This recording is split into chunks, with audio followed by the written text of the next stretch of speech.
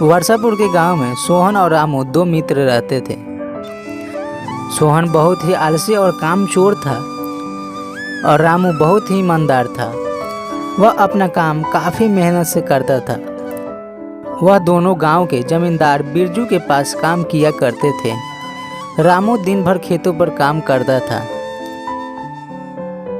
तभी सोहन पेड़ के नीचे आराम करता था। शाम होते ही दोनों मित्र जमींदार साहब के पास चला जाता था, लेकिन जमींदार साहब के मन में था कि सोहन बहुत काम करता है और रामू काम नहीं करता है, रामू आलसी है।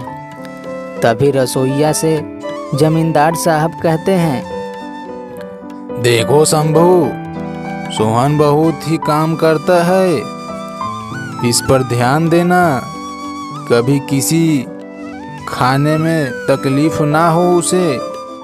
शंभू रसोइया सोहन को भरपेट खाना खिलाता है और रामू का पेट ही नहीं भरता था। तभी रामू ने मन ही मन सोचा, हे ऊपर वाले, यह कैसा अन्याय हो रहा है।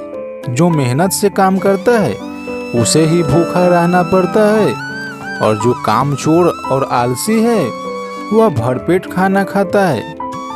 मन ही मन सोहन डर जाता है। उसने सोचा, अगर रामू हमारे बारे में सच बता देगा तो। इसलिए रात को सोहन ने रामू से बोला, सुनो रामू भाई, खेत की कोई बात जमींदार साहब से नहीं कहना। अगर तुमने कहा तो अच्छा नहीं होगा। कान खोलकर सुन लो रामू भाई। अच्छा ठीक है सोहन भाई, मैं नहीं कहूँगा, लेकिन हाँ, एक बात याद रखना, सच को कभी छुपाया नहीं जा सकता सोहन भाई। अरे जा जा जा रामू, अपना काम कर। पूरे दिन थकान के कारण रामू सो जाता है। तभी सोहन पूरे दिन सोने के कारण रात को नहीं सो पाता है।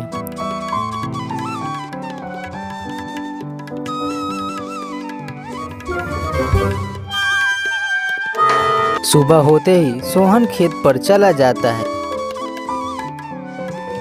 तभी जमींदार साहब सोहन के लाल आंख देखकर सोहन से पूछा, क्यों सोहन, रात को नींद नहीं आई क्या? तुम्हारी आंखें लाल हो गए हैं। क्या बताऊं जमींदार साहब, घर में बहुत ही मच्छर है, उसने रात भर हमें सोने नहीं दिया। शंभू, जो मेरे बाजू वाले घर हैं, उस घर में सोहन का सामान शिफ्ट कर दो। आज से सोहन उस घर में रहेगा। याद रखना, उसे किसी चीज़ की कमी ना हो पाए। उसी दिन के बाद सोहन की भाव और बढ़ गई और जमींदार साहब के घर में रहने लगा। सोहन काफ़ी खुश हो जाता है और सोहन का जीवन ऐसा ही चलने लगता है। सोहन खेतों में जाकर दिन भर सोया रहता था। रामू खेतों पर मेहनत से काम करता था। ऐसे ही कुछ दिन बीत जाता है। तभी खाते हुए रसोइया ने देखा कि सोहन खाना बर्बाद कर रहा है और रामू को पेट ही नहीं भर रहा है। तभी रसोइया ने सोहन से बोला, अरे सोहन, तुम काफ़ी खाना बर्बाद करते हो, ऐसा क्यों करते हो? तुम्हें जितना खाना है उतना ही परोसो ना। तभी सोहन कुछ नहीं कहता है। तभी रसोइया ने सोचा, सोहन खाना बर्बाद करता है और रामू को पेट ही नहीं भरता है, लगता है कहीं गड़बड़ हो रहा है। तभी रसोइया जमींदार साहब के पत्नी के पास गया और बोला, हेमलता, हमें तो कुछ गड़बड़ लगता है, क्योंकि सोहन खाना बर्बाद करता है और रामू को पेट ही नहीं भरता है। तभी ये सब बातें हेमलता अपनी पति जमींदार साहब को बताती है। जी, सोहन और रामू अपने खेतों में क्या काम करते हैं? आपको एक बार जरूर जाकर देखना चाहिए।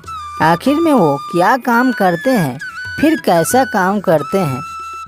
हाँ हेमलता, बात तो सही है, हमें एक बार खेतों में जाकर जरूर देखना चाहिए।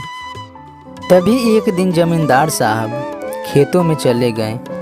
तभी जमींदार साहब देखते हैं तो रामू बहुत मेहनत से अपने खेतों में काम कर रहा था। तभी सोहन खेतों में नहीं था।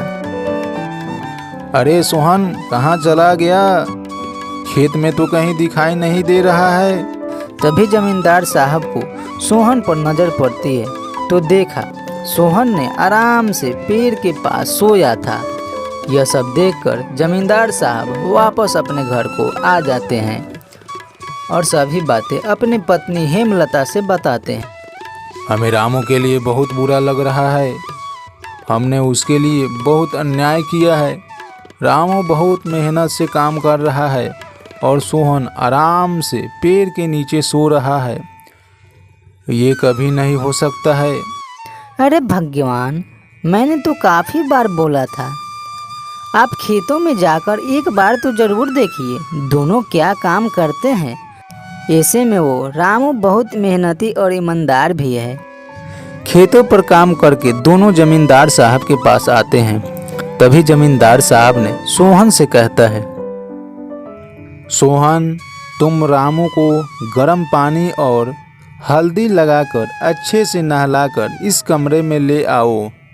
जमींदार साहब, ये कैसा अन्याय है? मैं इतना मेहनत करने के बाद उस आलसी इंसान को हल्दी तेल लगाकर लाऊं? अरे सोहन, इतना दिनों से तुमने हमको बेवकूफ़ बनाया है। यह सब मैंने अपने आँखों से देखा है। तुम बहुत आलसी हो, तुम झूठे हो, तुम चोर हो। तुम अभी मेरे कमरे से निकल जाओ, मैं तुमको काम पर नहीं रखूँगा। जमींदार साहब, हम दोनों आपके पास काम के लिए आए थे। जमींदार साहब, सोहन को एक बार और मौका दिया जाए। ठीक है रामू, तुम्हारे कहने से सोहन को एक बार आखिरी मौका देता हूँ। तुम अपने आप को सुधार लो और तुम्हें साबित करना होगा कि तुम आलसी नहीं हो और कामचोर नहीं हो और तुम मेहनती हो। तभी रामू जमींदार का रजिस्टर का देखभाल करने लगता है और सोहन ईमानदारी से मेहनत करने लगता है और सभी अच्छे से रहने लगते हैं।